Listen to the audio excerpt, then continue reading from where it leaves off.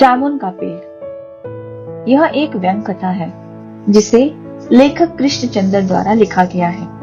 इसमें सरकारी बाबुओं और अधिकारियों की विभागीय कार्रवाई के कारण दम तोड़ते मनुष्य की व्यथा कथा का वर्णन है।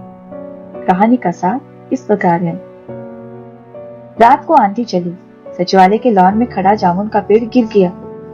सवेरे माली ने देखा कि एक आदमी उस पेड़ के नीचे दबा पड़ा है।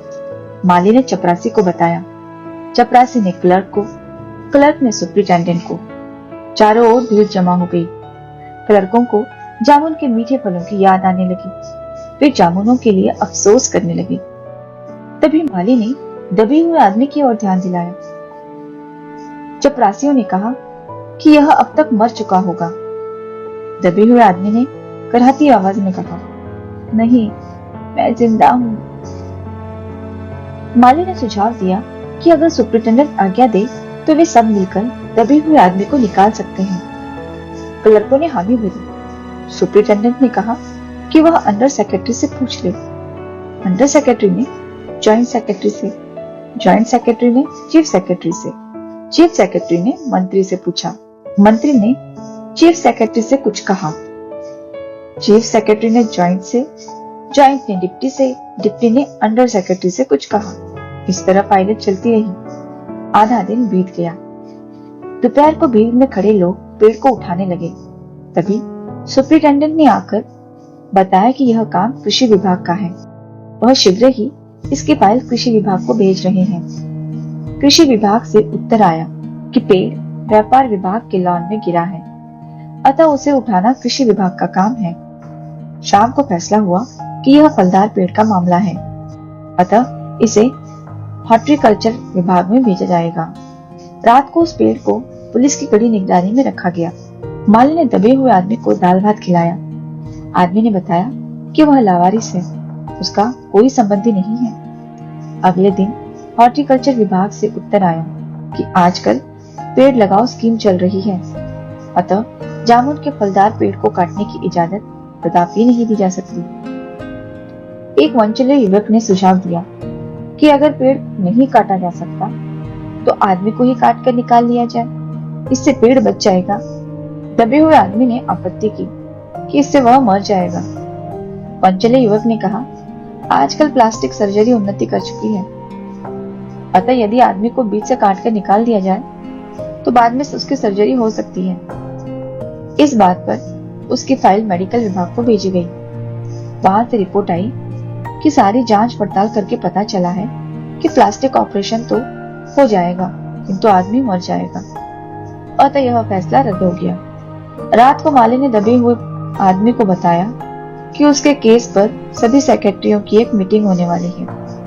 दबे हुए आदमी ने गालिब का यह शेर सुनाया, ये तो माना कि तगाफुल न करोगे, लेकिन खाक हो जाएंगे हम तुमको खबर होने तक। यह सुनकर माली ने हैरान होकर पूछा, क्या वह कोई शायर है?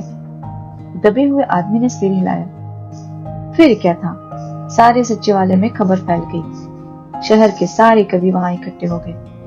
वे उसे अपनी कविताएं और दोहे सुनाने लगे।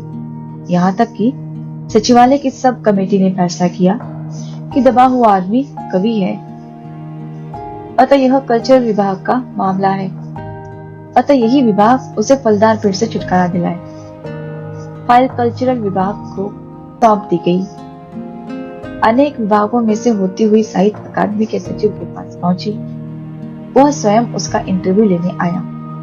दबे हुए आदमी ने बताया कि उसका नाम ओस है तथा कुछ दिनों पहले उसका गद्य संग्रह ओस के फूल छपा है। यह सुनकर सचिव ने आश्चर्य प्रकट किया कि इतना महान लेखक अकादमी का सदस्य क्यों नहीं है।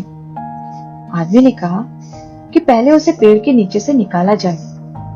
सचिव ने बंदोबस्त करने का भरोसा दिलाया। अगले दिन उसने आकर सूचना दी कि उसे सरकारी साहित्य अकादमी का सदस्य बना दिया गया है, अतः वह मिठाई खिलाए। दबे हुए आदमी ने पेड़ से निकालने की बात दोहराई तो उसने अपनी असमर्थता प्रकट कर दी। कहा कि हाँ, अगर तुम मर गए तो हम तुम्हारी बीवी को वजीफा दिला सकते हैं। ऐसे पेड़ काटने के लिए उन्होंने फॉरेस्ट विभाग को शीघ्र कार्रवाई के लिए लिख दिया है। अगले दिन फॉरेस्ट विभाग के लोग आरी कुल्हाड़ी लेकर वहां आए, परंतु उन्हें पेड़ काटने से रोक दिया गया, क्योंकि यह पेड़ 10 साल पहले पोटोनिया राज्य के प्रधानमंत्री ने लगाया था। अगर यह कट गया तो उनके साथ का संबंध बिगड़ जाएगा। अंडर सेक्रेटरी ने बताया कि प्रधानमंत्री विदेश दौरे से वापस आ गए हैं, अब वे ही फैसला सुनाएंगे। शाम को 5 बजे प्रधानमंत्री पहुंचे। उन्होंने पेड़ काटने की अनुमति दे दी, तब जाकर फाइल पूरी हुई। इसी के साथ दबे हुए आदमी की सांसें भी पूरी हो गई।